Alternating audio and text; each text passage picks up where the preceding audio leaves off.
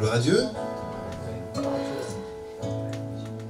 On est bien ensemble dans la présence du Seigneur. Amen. On est réunis pour le louer, pour l'adorer, avoir les yeux fixés sur notre Seigneur. Et comme j'aime bien le dire, c'est de laisser tout de côté ce matin. Tout ce qui peut encombrer cette tête parfois. Hein. Des fois elle est pleine cette tête. Hein. On veut tout mettre de côté. On regarde à notre Seigneur Jésus. Et on veut lui rendre ce moment, ce culte. Alléluia. La Bible dit, les bontés de l'Éternel ne sont pas épuisées, ses compassions ne sont pas à leur terme. Elles se renouvellent chaque matin. Oh, que ta fidélité est grande. L'Éternel est mon partage, dit mon âme, c'est pourquoi je veux espérer en lui. L'Éternel a de la bonté pour qui espère en lui, pour l'âme qui le cherche. Est-ce que vous croyez que les bontés de l'Éternel ne sont pas épuisées, que ses compassions ne sont pas à leur terme? Elles se renouvellent. Donc, ce matin, on y croit. Alléluia. Et on veut le chanter. Dieu est si bon. Nous le croyons? Alors on veut chanter de tout notre cœur. Dieu est si bon. Il est fidèle envers ses enfants et il est fidèle en tout temps. Il ne nous abandonne jamais. Dieu est si bon.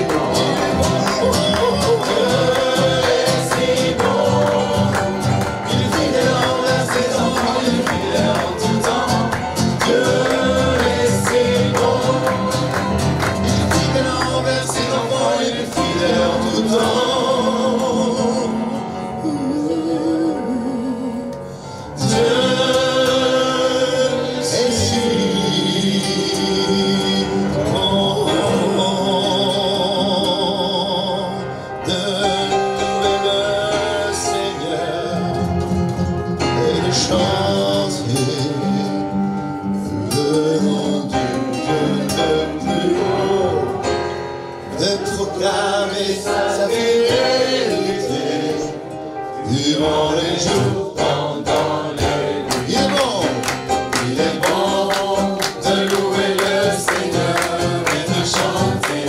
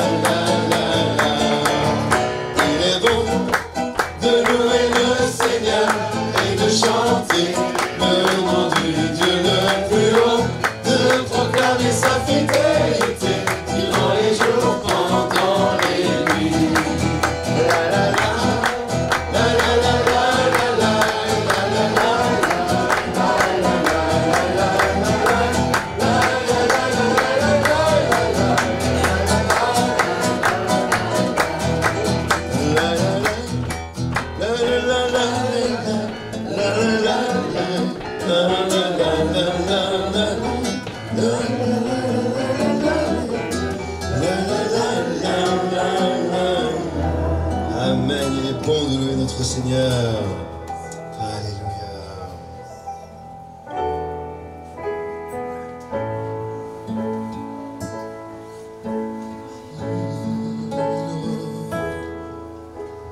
Le jour se lève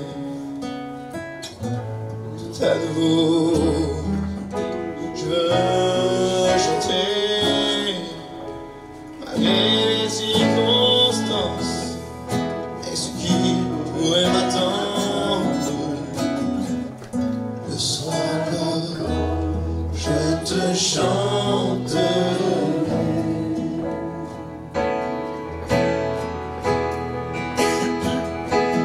Oui, bénis l'Éternel, oh mon âme, et glorifie son nom.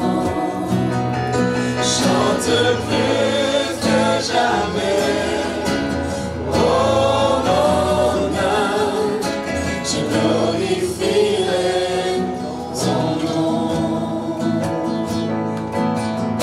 Tu es monté non à la colère, son nom est grand et son cœur est bon.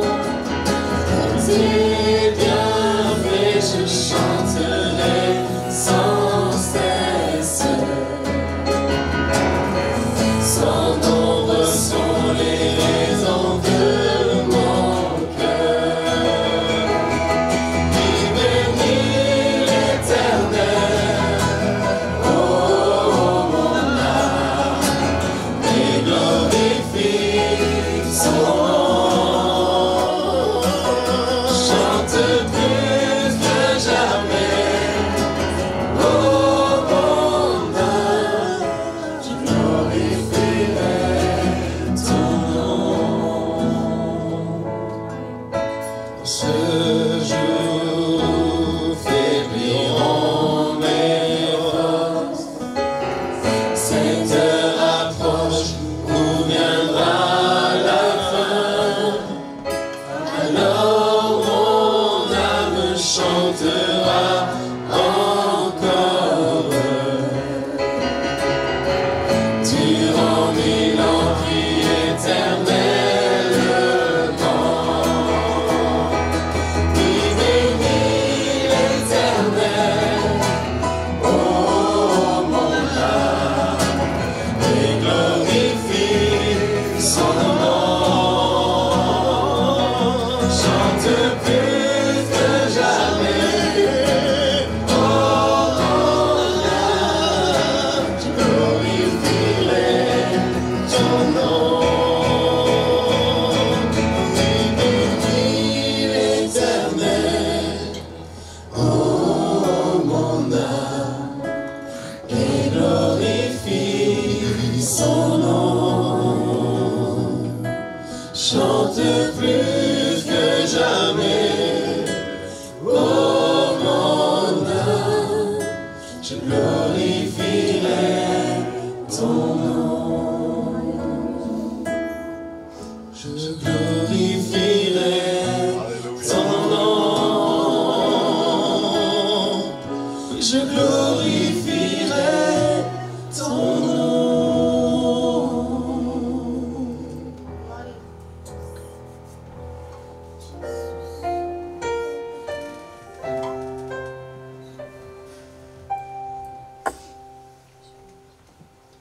Je viens te prier, Seigneur, ce que j'ai de meilleur. Je viens t'offrir ma vie. Oui, à toi, Jésus-Christ. Et même si je suis fragile, même si c'est difficile, je chanterai gloire à l'Éternel. Je chanterai gloire.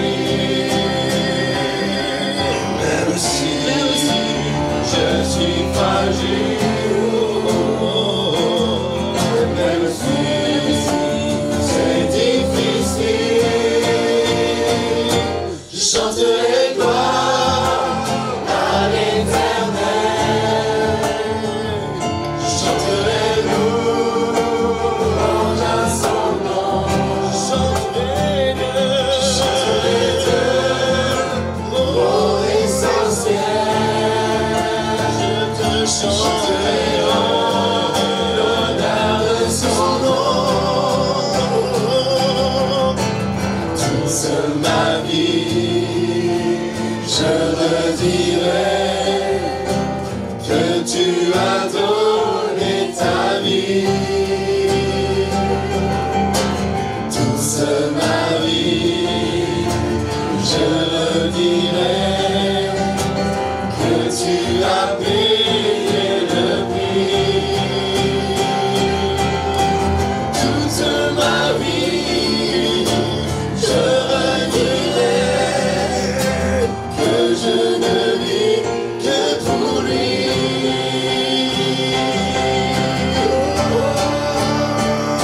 Je chanterai gloire à l'Éternel.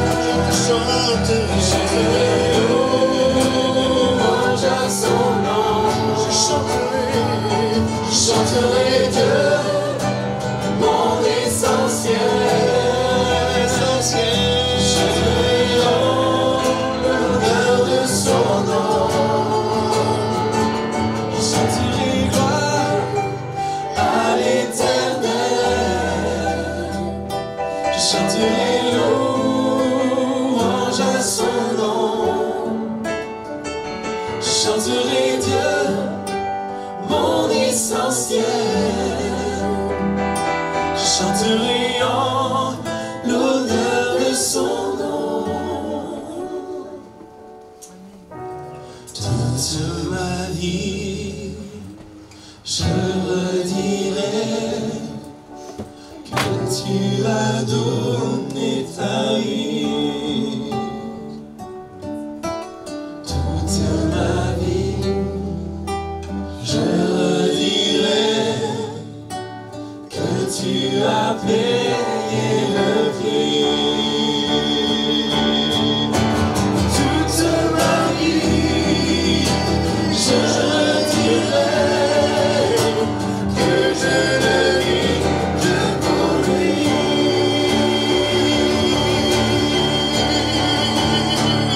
Je chanterai gloire à l'Éternel. Je chanterai louange à son nom. Je chanterai Dieu, mon essentiel. Je chanterai en l'honneur de son nom. Je chanterai gloire à l'Éternel. Je chanterai louange à son nom. Je chanterai Dieu, mon essentiel. Je chanterai en l'honneur de son nom.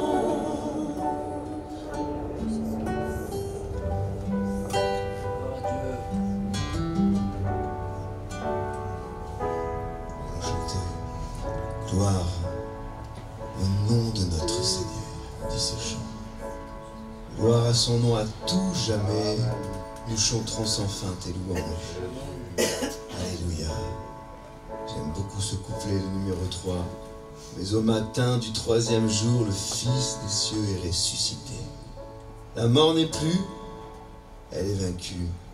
Alléluia. Il n'est pas resté sur la croix. La pierre a été roulée, il est ressuscité. Et c'est un Dieu vivant que nous louons ce matin, que nous adorons. Et nous croyons qu'il peut tout. Rien n'est impossible à mon Dieu. Alléluia. Alléluia, nous le chantons.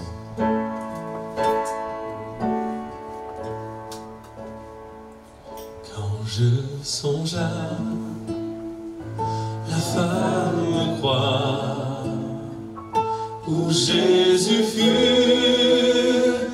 meurtri pour moi, je vois ses mains, ses pieds percés, mon sauveur au bois attaché.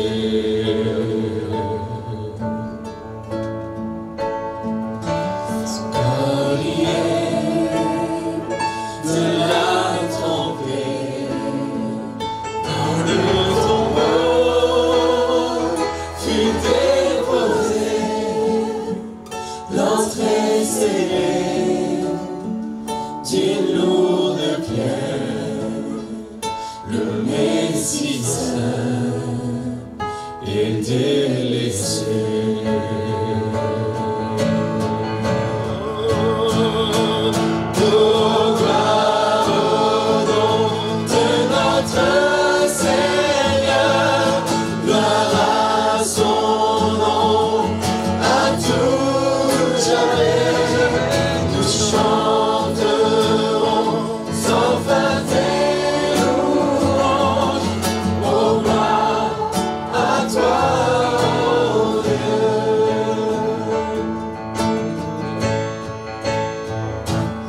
Au matin du troisième jour, le Fils des cieux est ressuscité, la mort est venue, les anges acclament, Christ notre roi.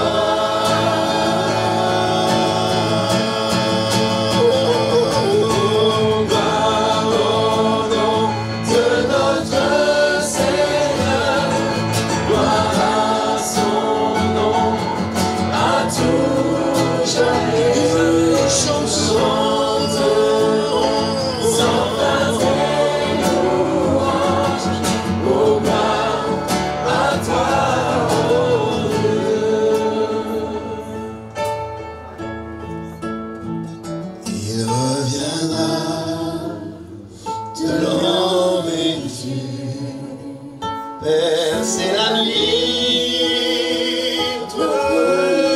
Jésus, et je serai parmi les saints, captivé par sa gloire sans fin.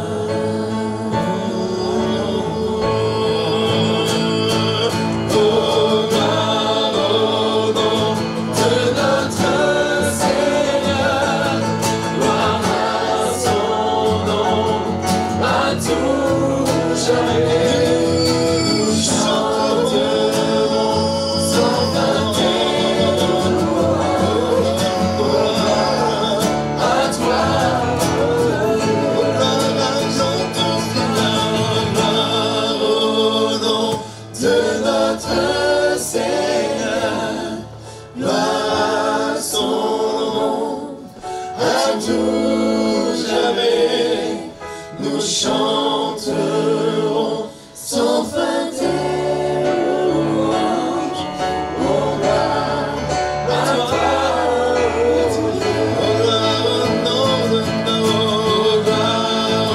au nom de notre Seigneur, gloire à tout jamais, chanterons sans fin tes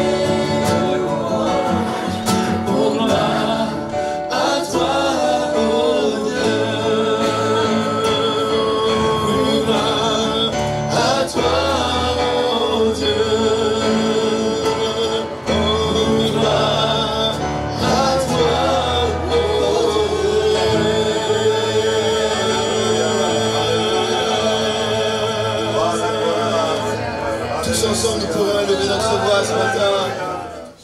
Alléluia, gloire au Seigneur. Nous sommes heureux de célébrer le Seigneur, de lui offrir un culte.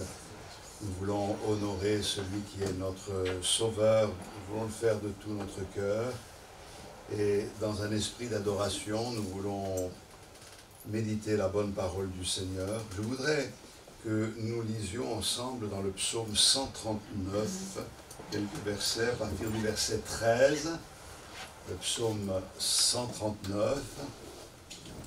Il est important de lire, d'écouter la parole de Dieu, de se l'approprier, de la faire nôtre.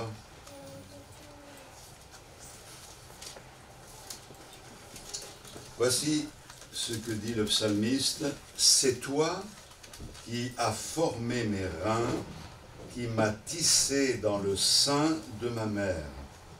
Je te loue de ce que je suis une créature si merveilleuse. Tes œuvres sont admirables et mon âme le reconnaît bien. Mon corps n'était point caché devant toi lorsque j'ai été fait dans un lieu secret, tissé dans les profondeurs de la terre. Quand je n'étais qu'une masse informe, tes yeux me voyaient, et sur ton livre étaient tous inscrits les jours qui m'étaient destinés avant qu'aucun d'eux existât. Amen. Gloire au Seigneur. Voilà donc un texte qui nous servira de base, particulièrement le fait de cette expression du psalmiste « Je te loue de ce que je suis, une créature si merveilleuse ». Alors bien sûr, je n'ai pas le genre à se mirer devant le miroir et à dire que je suis beau, ou je suis quelqu'un d'exceptionnel, je suis quelqu'un d'extraordinaire, je suis quelqu'un de formidable, non. Il réalisait que la création de Dieu, c'était quelque chose de magnifique, et je crois que nous pouvons l'admettre ce matin. Dieu est grand et ce qu'il fait est extraordinaire. Il crée l'infiniment grand et l'infiniment petit. Et quand on veut se pencher sur l'anatomie du corps humain, on s'aperçoit que c'est vraiment une merveille, ne serait-ce que l'œil. On essaye d'imiter ce qu'est un œil par la science, etc. Mais rien ne remplace cet œil. Et dès qu'il y a de la lumière, la pupille se rétracte instantanément. Quand il manque de lumière, elle se dilate, nous permettant de voir, même quand il fait sombre, de distinguer les formes. C'est extraordinaire. S'il y a un grain de poussière, quelque chose de très léger qui s'approche, l'œil réagit pour s'en débarrasser. C'est vraiment une création extraordinaire que la création de notre Seigneur en ce qui concerne notre corps. Que Dieu soit béni. Alors, j'ai pensé que nous allions faire une série d'études sur les caractéristiques de notre corps par rapport à notre vie spirituelle. Je vous en parle dans quelques instants.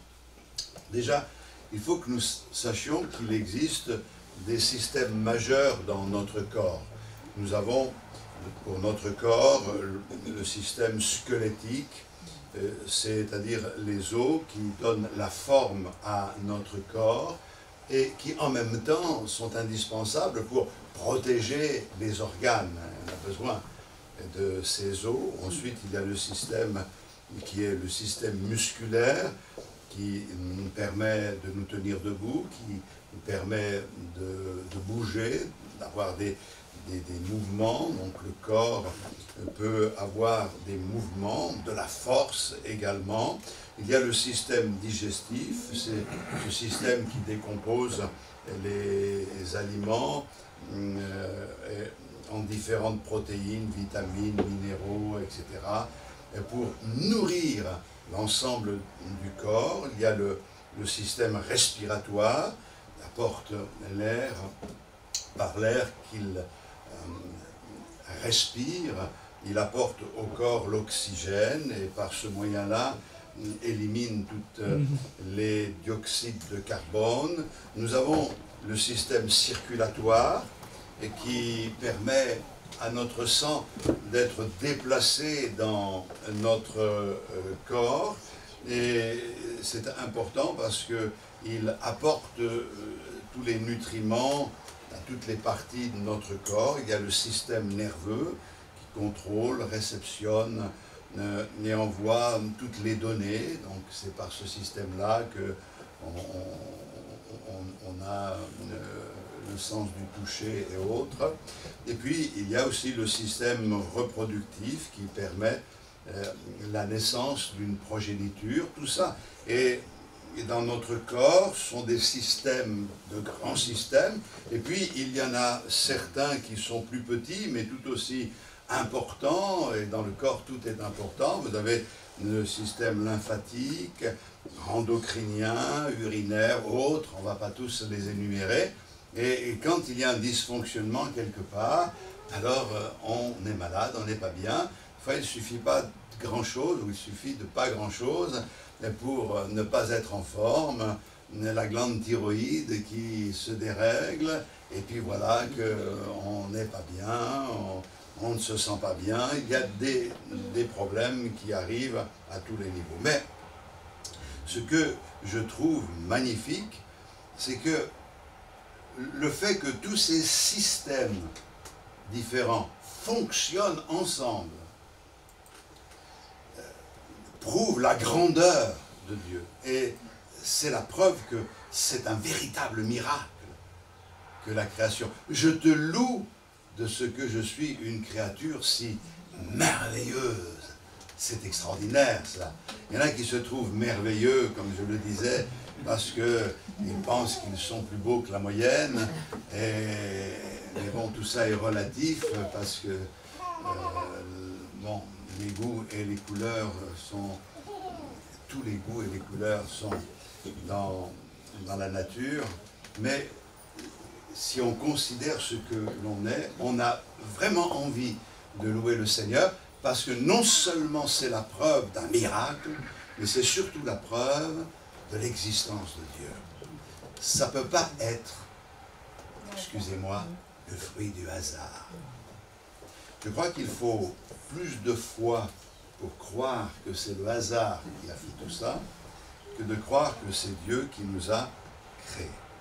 Et puis, dans tout cela, Dieu nous a donné ou doté de 5 sens. Alors, ces 5 sens nous sont donnés pour interagir dans le monde qui nous entoure. Donc, on a l'ouïe, vous entendez? On a la vue, c'est important. On a l'odorat, c'est aussi important, l'odorat, hein, on va y revenir. On a le goût, c'est important le goût, hein, surtout les gourmands ici. Hein. J'en connais quelques-uns qui pensent déjà au gâteau de midi. Et puis il y a le toucher, et ça c'est vraiment très important. Hein. Vous vous en rendez compte quand vous bricolez que vous devez aller à un endroit où justement vous ne pouvez pas y mettre les yeux, vous êtes obligé de voir avec vos mains, et ça c'est quelque chose de vraiment extraordinaire. Donc chacun donne une perception différente de notre monde et nous permet d'appréhender les choses d'une manière différente, mais ça forme un tout. Et si on me demandait de choisir, choisis entre tes 5 sens, lequel tu voudrais te débarrasser, ben aucun. Aucun, c'est possible que je les garde tous, et je pense que c'est pour vous la même chose. Maintenant, je pense personnellement qu'il y en a certains qui sont beaucoup plus utiles que d'autres. Hein. Je pense qu'on peut, d'une certaine manière, se passer du goût, pourvu de garder la vue. Mais bon, on ne nous demande pas de choisir, et le Seigneur ne nous demande pas de choisir entre tous ces sens-là.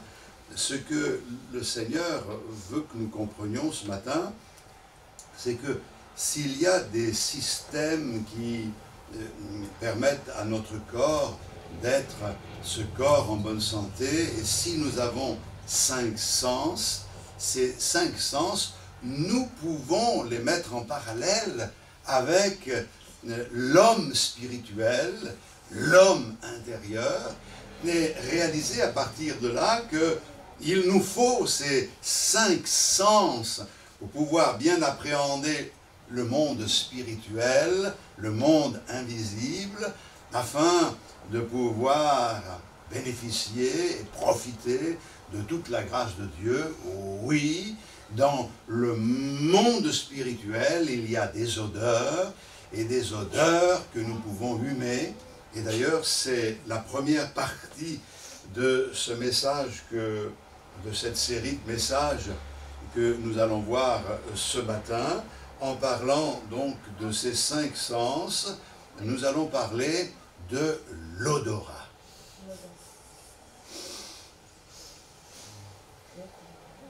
L'odorat. Vous m'entendez au fond? L'odorat. Est-ce que vous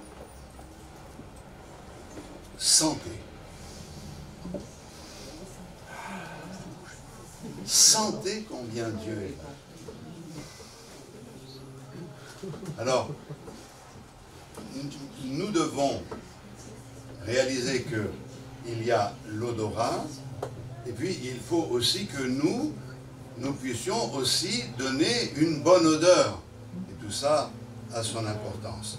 Donc l'odorat est également appelé l'olfaction, vous le saviez, on ne va pas parler donc de ces espèces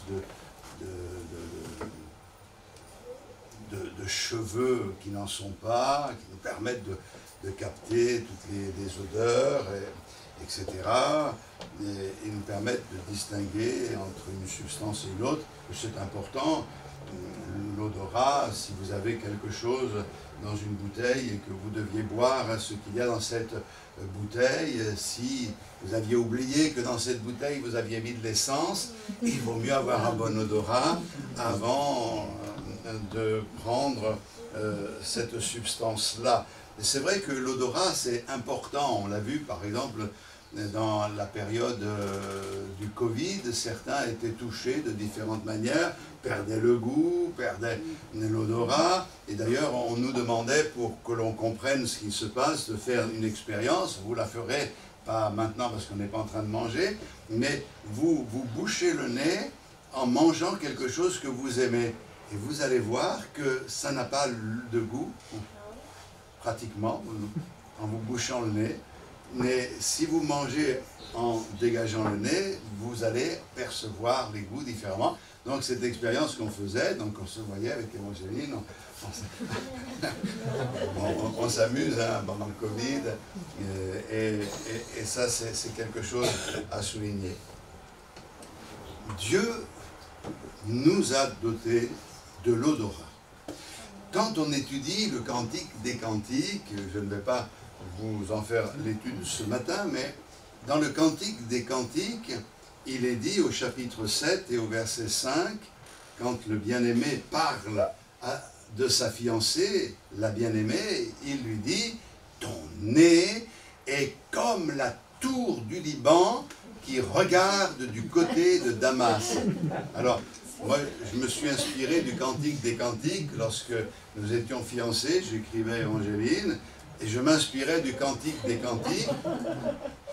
Tes yeux sont des colombes. Et je me souviens, comme elle est mate, je disais, tu es noire, mais tu es belle. Comme dans le Cantique des Cantiques. Hein. Mais jamais il ne me serait venu à l'idée de lui écrire « Ton nez est comme la tour du Liban qui regarde du côté de Damas ». Parce que si vous ne voulez pas être poétique et aller droit au but, ça veut dire ton nez est long et tordu. Donc, mais c'est écrit dans la Bible. Et c'est écrit dans la Bible pas pas pour décrire la beauté d'un visage, mais pour montrer ce qu'est la beauté de la bien-aimée, c'est-à-dire de l'Église de Jésus-Christ. Et ce que l'on peut dire ce matin, c'est que l'Église a un nez. Et ce nez doit être fort comme une tour. Le nez, c'est ce qui nous permet de sentir. Le nez évoque l'odorat.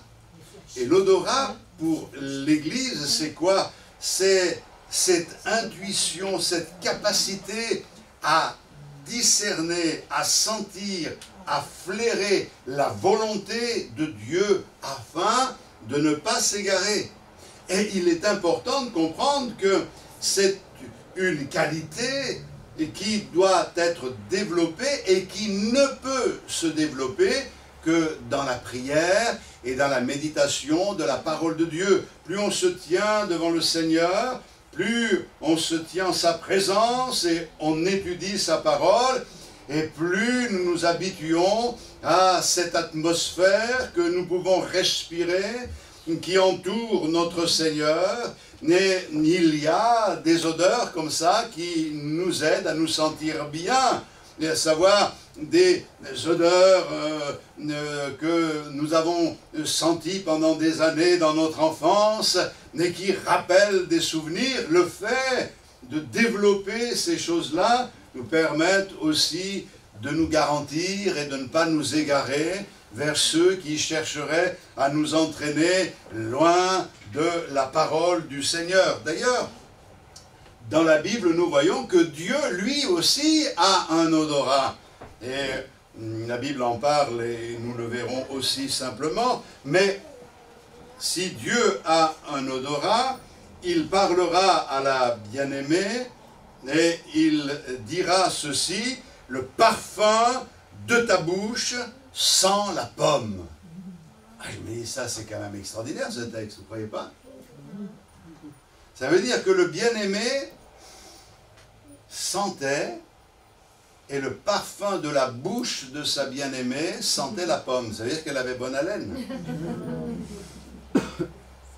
C'est important de comprendre que vous aussi, frères et sœurs, vous devez avoir une bonne haleine. Alors, il peut y avoir des problèmes de santé qui font que ce n'est pas le cas. C'est important de veiller sur notre santé, de tout mettre en œuvre pour avoir une bonne haleine. Si vous n'avez pas mangé parce que vous vous êtes tenu dans le jeûne et dans la prière, eh bien, n'oubliez pas de vous laver les dents pour que... mais ça va au-delà. J'en parlais dernièrement dans une réunion que je faisais. Lorsque j'étais dans une certaine assemblée, un jour, devant l'assemblée, il y avait des personnes qui venaient pour la réunion, dont une femme inconvertie d'un certain âge qui mangeait de l'oignon. Et donc ça m'a intrigué, je l'ai salué, j'ai posé la question, elle m'a dit qu'elle mangeait de l'oignon parce que c'était bon pour les poumons, ça empêche les bronchites et ça aide dans ce domaine. Donc je vous donne le truc, hein. Mais ça ne marche pas le dimanche. Hein, parce que le truc c'est que, bon, j'ai dit, bah, c'est bien, elle mangeait de l'oignon cru comme ça fait drôle quand même. Et puis après, on a commencé la réunion, elle était assise au 3e ou 4e rang, et puis à un moment donné, j'étais vraiment indisposé, parce que qu'elle mange de l'oignon, c'est pas un problème, mais qu'elle me renvoie l'odeur de cet oignon au moment où moi, je dois me concentrer pour prêcher, c'est compliqué, c'est-à-dire qu'elle faisait profiter à tout le monde, donc certainement que ça m'a guéri des bronchites, et certainement aussi que ça a même tué les moustiques, et tout ce que vous voulez. Ce que je suis en train de vous dire, c'est que ce qu'il y a dedans, ça sort à un moment donné, quoi. C'est-à-dire que sans parler, on peut, rien qu'en respirant, dire de quelqu'un, tiens, t'as mangé de l'oignon, ou t'as mangé aillé. Voilà, c'est... Mais quelquefois, on peut sentir d'autres odeurs qui nous font penser qu'il y a peut-être besoin de s'inquiéter parce que la personne, elle exagère sur certaines substances. Je crois que c'est nécessaire que notre corps soit gardé pour notre Seigneur. Mais spirituellement parlant, quand il est dit que le parfum de ta bouche sent la pomme, ça me ramène au Cantique des Cantiques au chapitre 2, où tel un pommier au milieu des arbres de la forêt est mon bien-aimé. Ça veut dire que le bien-aimé, notre Seigneur, est semblable à un pommier. Et quand nous tenons sous le pommier, ça n'a rien à voir avec dans Ève, il n'y a pas de pommier dans Adam et Ève, hein, ça c'est l'invention. Mais quand nous mangeons, nous nourrissons de notre Seigneur, eh bien notre haleine sent la pomme, et notre Seigneur dans le ciel se réjouit parce qu'il peut humer cette bonne odeur de quelqu'un qui a pris le temps de se tenir dans la présence du Seigneur. Alléluia. Ceci étant dit, on voit que le thème prédominant attaché au sens de l'odorat dans l'Ancien comme dans le Nouveau Testament, c'est celui du sacrifice. Et Paul, dans le texte que nous avons lu, il incarne l'idée dans ce chapitre 12, quand il nous appelle à offrir nos corps comme un sacrifice vivant, saint, agréable à Dieu, ce qui sera de votre part un culte raisonnable. Je vous exhorte à cela. Voilà ce que dit l'apôtre Paul.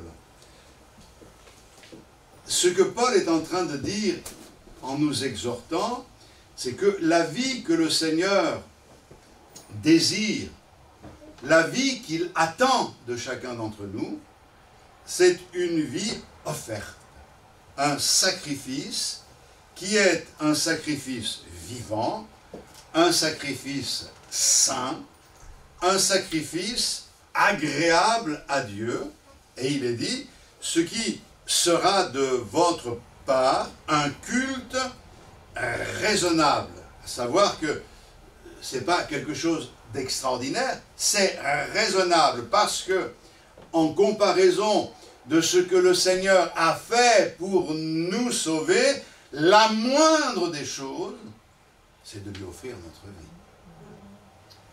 Et quand on est réticent dans l'offrande, dans le don de soi, alors il y a quelque chose qui ne plaît pas au Seigneur. Parce que Dieu montre les marques de son amour, nous révèle ce qu'il a fait pour nous, et il attend de nous qu'en retour, nous puissions lui offrir notre vie sans réserve. Alors, pas de lui offrir 80% ou 90% en disant c'est déjà pas mal, c'est de tout lui offrir parce que le Seigneur ne veut pas de 80%, il veut notre vie. Alléluia. Et ce type de sacrifice, quand il est offert à Dieu, il devient un sacrifice agréable à Dieu, selon les termes de l'Ancien Testament que nous allons voir, un sacrifice de bonne odeur à l'Éternel. Ça veut dire que le Seigneur aime sentir ce qui sent bon. Ouais, vous ne viendrez pas à l'idée de dire oh, aujourd'hui j'aimerais aller sentir quelque chose qui ne sent pas bon. J'ai besoin de sentir, je vais aller là où il y a des usines avec des déchets, je vais, oh là là, ça fait du bien, ça pue bon, hein. On ne peut pas faire ça. Et notre Seigneur, lui, il cherche ce qui sent bon, c'est-à-dire qu'il aime la compagnie de ceux qui s'offrent à lui, comme des sacrifices vivants. Alors, on voit rapidement trois contextes. Le premier, c'est celui qui a trait à la vie d'Israël et qui nous concerne, puisque nous en découlons. Donc, dans Lévitique, au chapitre 1er, le verset 2,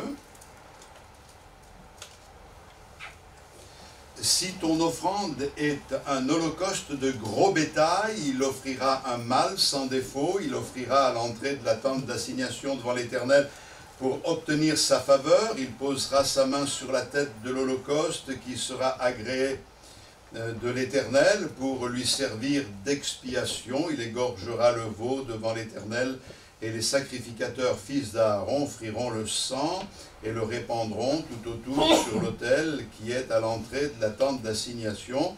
Il dépouillera l'holocauste et le coupera par morceaux.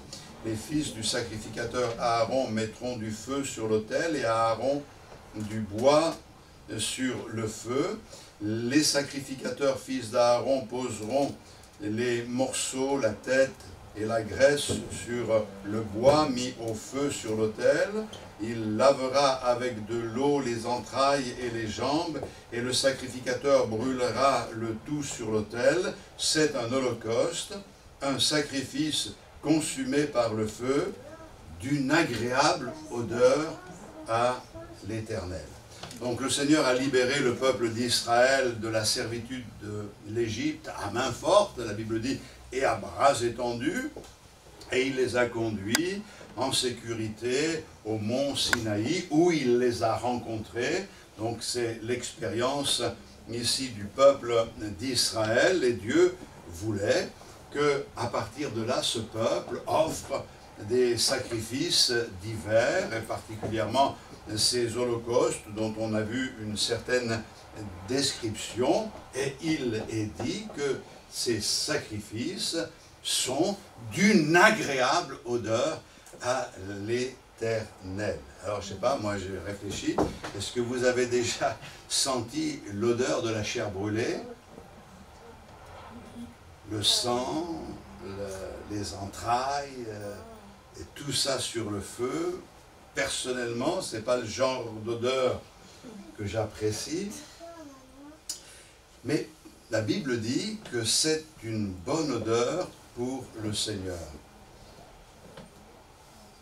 Le Seigneur est en train de dire ici quelque chose de très important. Pourquoi ces sacrifices étaient-ils des sacrifices de bonne odeur? Ce n'est pas l'odeur de la chair brûlée qui était agréable. C'est ce que ce sacrifice représentait. Et ce sacrifice représentait quelque chose qui était à venir et qui, justement, allait être le salut de l'humanité.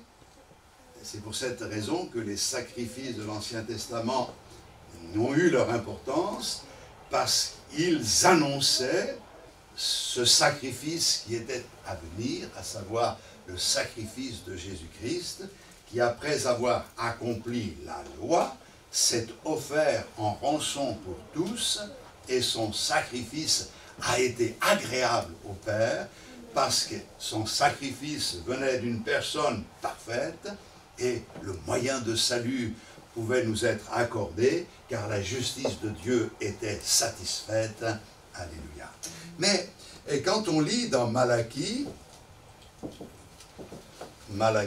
au chapitre 1, le verset 10, il est dit ceci: « Lequel de vous fermera les portes pour que vous n'allumiez pas en vain le feu sur mon autel? Je ne prends aucun plaisir en vous, dit l'Éternel des armées, et les offrandes de votre main ne me sont point agréables, car depuis le lever du soleil jusqu'à son couchant, mon nom est grand parmi les nations, et en tout lieu on brûle de l'encens en l'honneur de mon nom, et l'on présente des offrandes pures, car grand est mon nom parmi les nations, dit l'Éternel des armées. Mais vous, vous le profanez en disant, la table de l'Éternel est souillée, et ce qu'elle rapporte est un aliment méprisable. Vous dites, quelle fatigue, et vous le dédaignez, dit l'Éternel des armées. Mais cependant, vous amenez ce qui est dérobé, boiteux ou infirme, et ce sont les offrandes que vous faites. Puis-je les agréer de vos mains, dit l'Éternel? Maudit soit le trompeur qui a dans son troupeau un mâle et qui vous sacrifie au Seigneur une bête chétive. Car je suis un grand roi, dit l'Éternel des armées, et mon nom est redoutable parmi les nations. Amen. Dieu est en train de dire à Israël, vous brûlez des holocaustes, vous apportez vos offrandes, et vous le faites continuellement, mais arrêtez, qui va vous fermer la porte pour que vous arrêtiez cela? Le Seigneur est en train d'expliquer à Israël, les sacrifices que vous offrez, ce n'est pas suffisant, c'est pas ce que Dieu cherche. Il faut quelque chose d'autre pour que cela soit agréable au Seigneur. Ce que Dieu veut, c'est votre cœur, c'est les intentions de votre cœur, c'est les mobiles de votre cœur. Que se passait-il? Il se passait que le peuple continuait à offrir à l'Éternel, et ils avaient des troupeaux, et quand ils avaient une bête malade, une bête chétive, et quelquefois même ils en dérobaient, puisque c'est écrit, ils prenaient ces choses-là qui n'avaient plus de valeur, puisque la bête malade, elle n'allait pas vivre, la bête chétive, elle ne représentait pas de valeur, ils prenaient ces choses-là, ces bêtes-là et les offrait à l'Éternel. Et il gardait les beaux mâles bien gras, comme c'est écrit dans la parole de Dieu. Il gardait le meilleur et ils offraient les restes. Et Dieu dit, il y a un vrai problème. Et ce problème, c'est que ce sacrifice qui semble conforme à mes exigences n'est pas un sacrifice de bonne odeur. Il ne peut être un sacrifice de bonne odeur que si il y a l'offrande de votre vie derrière votre sacrifice, l'intention, le fait de dire au Seigneur, Seigneur, c'est ma vie que j'offre. Au travers de ce sacrifice, je t'offre ce que j'ai de meilleur. Je t'offre non pas les restes. Et dans tous les domaines, c'est pareil avec Dieu. Il y en a qui vivent pour eux-mêmes, mais ils ont des restes. Et avec les restes, ils servent le Seigneur. Ils vont tout faire dans leur vie, tout ce qui est important. Ce qui est important, c'est le travail, c'est votre santé, c'est la famille, c'est tout ce que là. Et s'il vous reste du temps, c'est le Seigneur. Mais ça, ce n'est pas un sacrifice qui plaît à Dieu. Ce qui plaît à Dieu, c'est de donner au Seigneur la première place. C'est d'offrir le meilleur au Seigneur. Et puis ensuite, il y a mon travail. Et puis ensuite, il y a ma famille. Et puis ensuite, il y a ma santé. Et puis il y a ensuite le reste. D'ailleurs, nous dépendons du Seigneur dans tous ces domaines-là. Dans Malachie, au chapitre 2 et le verset 13, il est dit ceci, « Voici encore ce que vous faites, vous couvrez de larmes l'autel de l'Éternel, de pleurs et de gémissements, en sorte qu'il n'a plus égard aux offrandes et qu'il ne peut rien agréer de vos mains. Et vous dites, pourquoi ? Parce que l'Éternel a été témoin entre toi et la femme de ta jeunesse, à laquelle tu es infidèle, bien qu'elle soit la compagne et la femme de ton alliance. » Qu'est-ce que ça veut dire? Pourquoi Dieu ne considérait-il pas ces offrandes malgré toutes les larmes qui couvraient ces offrandes?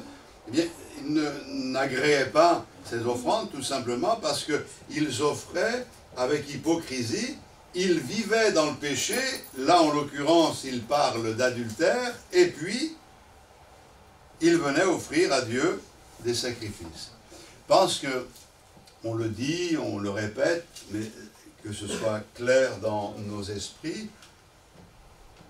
on ne doit pas offrir à l'Éternel notre louange en pensant qu'elle sera reçue, en ayant dans nos cœurs toujours l'intention de désobéir et de faire n'importe quoi. C'est soit on se consacre à Dieu, et donc on renonce au péché, et alors notre offrande a de la valeur. Notre intention, c'est d'offrir le meilleur, c'est-à-dire que nos vies ne nous appartiennent pas, elles appartiennent à Dieu.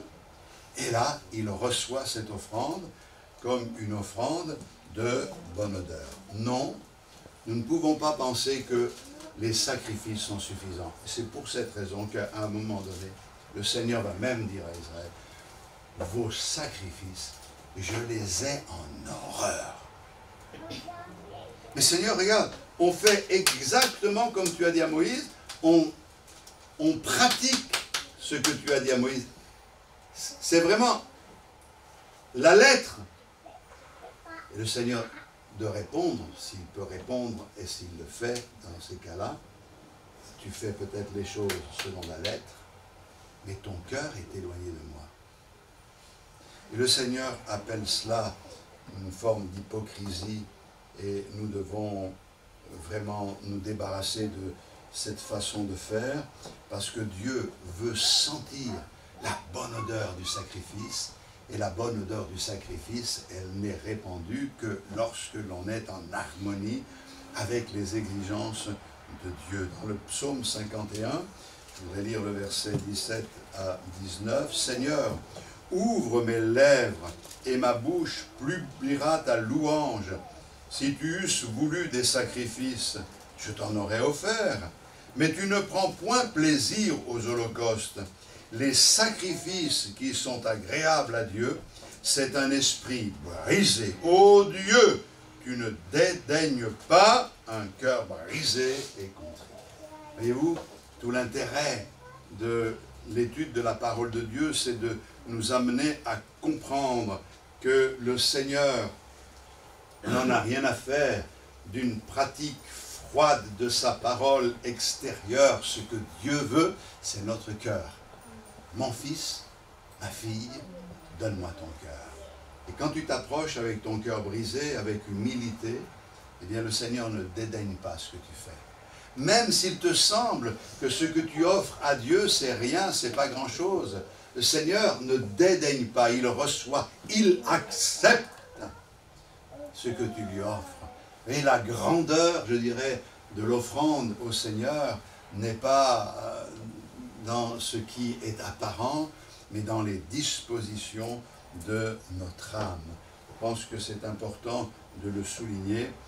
Nous constatons donc que les sacrifices de l'Ancien Testament étaient nécessaires, puisque c'est Dieu qui les a voulus, c'est Dieu qui a institué par la loi ces sacrifices. Mais le Seigneur dit, ça c'est une chose, mais ces sacrifices sont insuffisants si le cœur n'y est pas.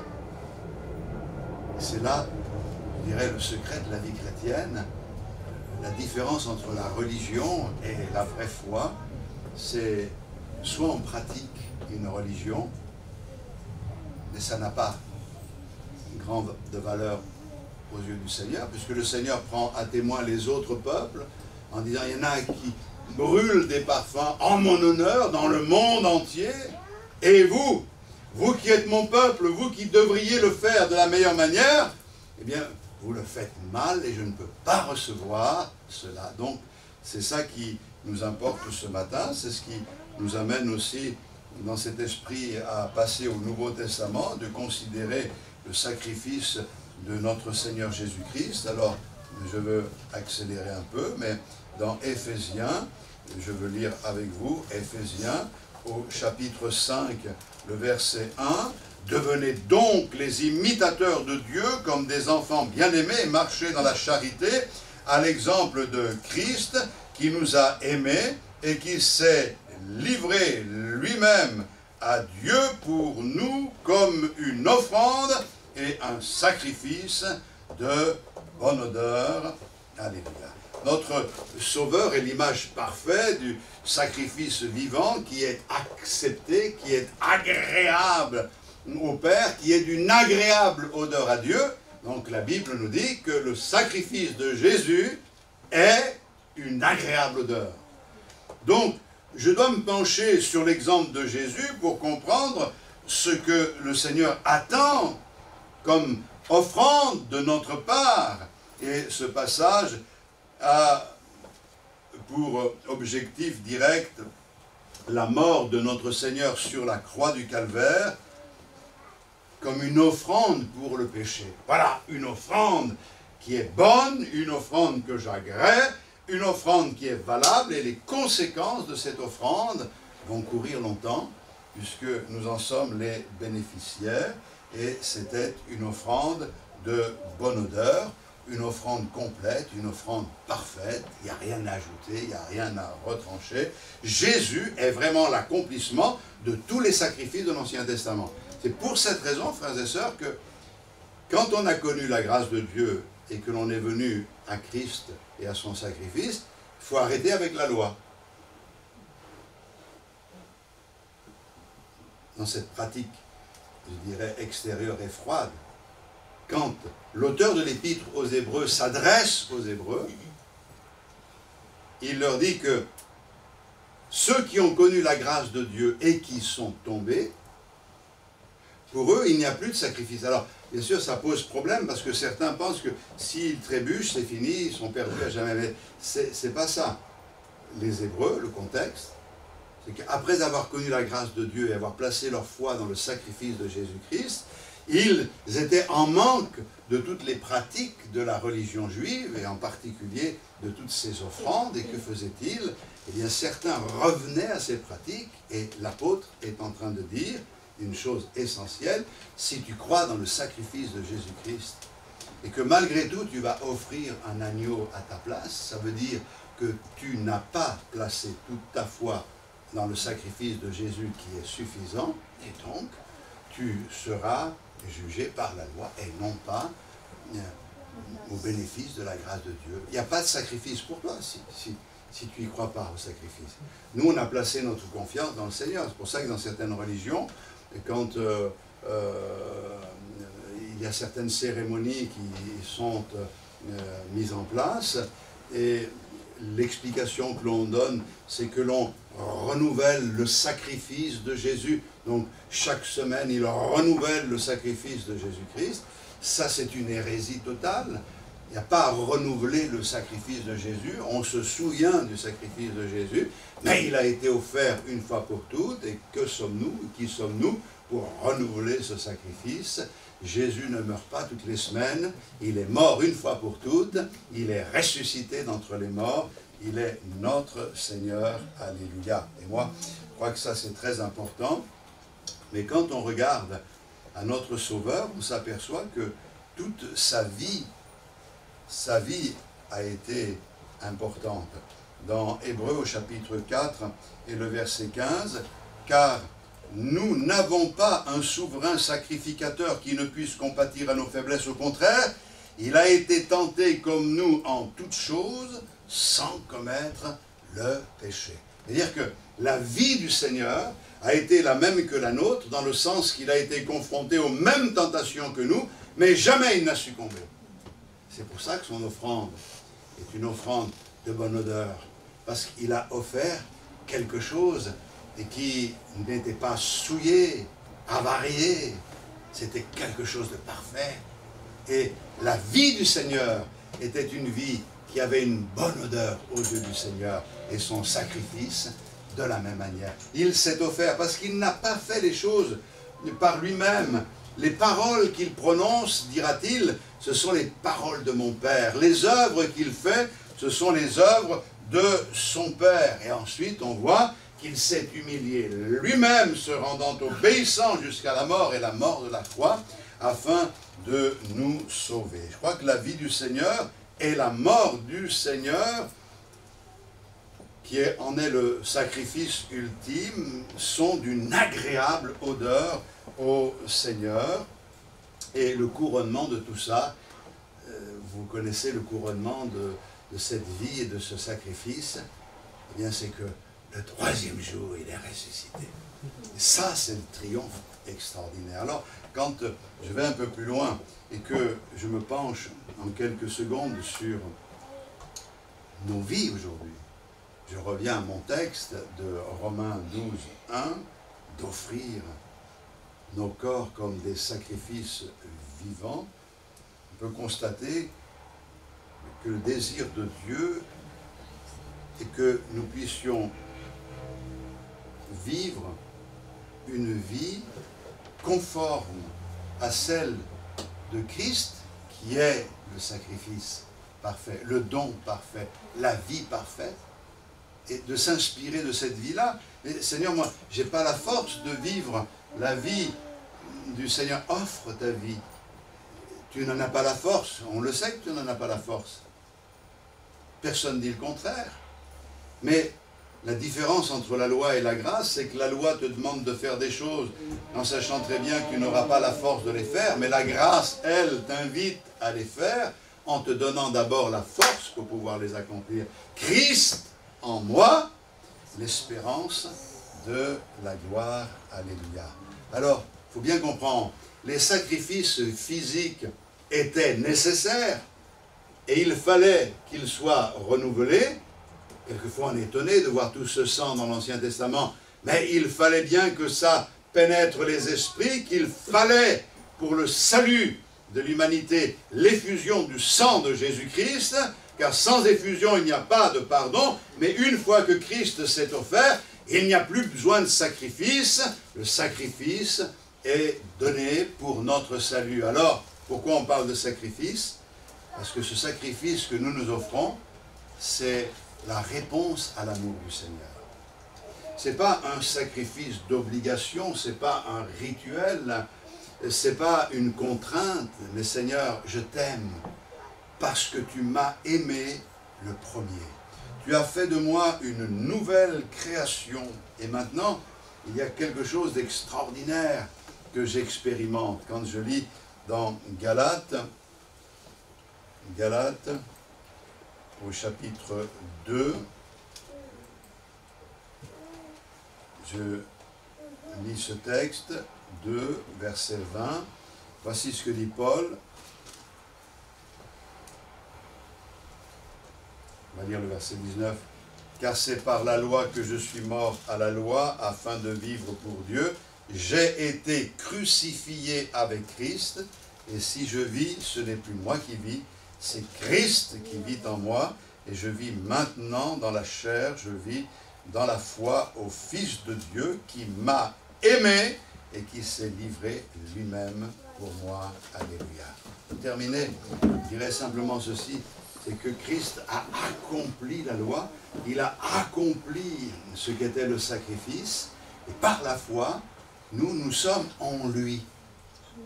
Et en étant en lui, ça veut dire qu'on est identifié à lui, il s'est identifié à nous en prenant la forme de l'homme, et il est mort à notre place, pour que nous nous identifions à lui. Identifié à lui, ça veut dire qu'il est mort, nous sommes morts avec lui. Il est ressuscité, et nous sommes ressuscités avec lui. Pour cette raison qu'aujourd'hui, je ne cherche pas par des moyens détournés, par des efforts particuliers, à obéir à ce qui est écrit en me faisant violence. Je ne passe pas mon temps à me frapper la poitrine. J'ai été crucifié avec Christ et je vis. Je vis parce que la vie de Christ passe en moi. L'apôtre Paul disait que l'important, c'est de gagner Christ et la puissance de la résurrection. Je crois que la puissance de la vie de résurrection, c'est ce qu'il nous faut, parce que c'est cette puissance de vie qui nous permet d'avancer. Alors, arrêtons d'être des religieux, arrêtons de tourner en rond, offrons à Dieu le culte qui lui revient. Ce matin, pas besoin de m'obliger, de me forcer. C'est spontané, je suis là dans la présence du Seigneur, je suis venu pour t'offrir ma louange. Alors, j'ouvre la vanne et je loue mon Seigneur. J'adore Dieu, c'est quelque chose qui est magnifique. Je sais qu'il est honoré, et ma vie, parce qu'il voit l'intention de mon cœur, devient une vie, un sacrifice d'une agréable odeur. Vous saurez à présent que, à partir de maintenant, que le Seigneur a un bon odorat. Il sent de loin ceux qu'il aime. Et il aime la compagnie de ceux qui se confient en lui. Alors, soyez de ces adorateurs et que Dieu vous bénisse abondamment. Amen. Gloire à Dieu. Merci Seigneur pour ta fidélité, ta bonté, ta grandeur. Tu nous as créés, nous aussi, nous sommes émerveillés d'être de ces créatures avec ces aspects différents qui nous permettent vraiment de goûter toutes ces bonnes choses que tu mets à notre disposition, de voir, Seigneur, de sentir et autres. Seigneur, nous voudrions que dans le domaine spirituel, tu nous aides à développer ces sens, et particulièrement celui de l'odorat, parce que nous aussi, nous voulons humer cette bonne odeur. Et alors que nous sommes là réunis, nous humons l'odeur du sacrifice que tu as offert pour nous à la croix du Calvaire. Et s'il est d'une bonne odeur au Père, il est une bonne odeur pour nous. Oh, que c'est bon de savoir que tout a été accompli. Oh, que c'est bon de savoir que mes péchés sont pardonnés. Oh, que c'est bon de savoir que je suis une nouvelle création en toi. Oh Seigneur, j'hume cette odeur, je sens cette odeur, et je m'en imprègne au point que ma vie, tout au long de cette semaine, puisse dégager à son tour la bonne odeur par le contact que j'ai eu avec toi, dans le nom de Jésus-Christ, mon Sauveur. Amen. Alléluia. Gloire à Dieu.